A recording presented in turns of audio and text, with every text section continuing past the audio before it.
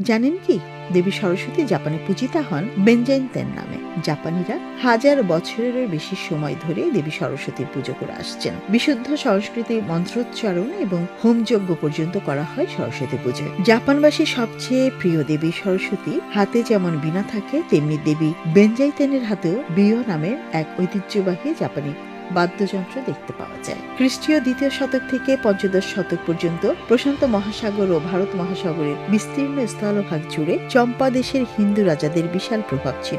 বর্তমানে মধ্য ও দক্ষিণ ভিয়েতনামের বিরাট অংশ জুড়ে ছিল সেই চম্পা রাজ্য। বৌদ্ধ ধর্ম জাপানে পৌঁছবার অনেক আগেই এই চম্পা রাজ্য হয়ে হিন্দু ধর্ম পৌঁছে গিয়েছিল জাপানে। শুধু দেবী সরস্বতীই নয়, বহু শতাব্দী ধরেই লক্ষ্মী, গণেশ, ইন্দ্র, ব্রহ্মা প্রভৃতি হিন্দু দেবদেবী জাপানে বৌদ্ধ দেবদেবী হিসেবে পূজিত হচ্ছেন। প্রাচীন ভারতবর্ষের দেবদেবীদের পরম শ্রদ্ধায় আপন করে নিয়েছে জাপান।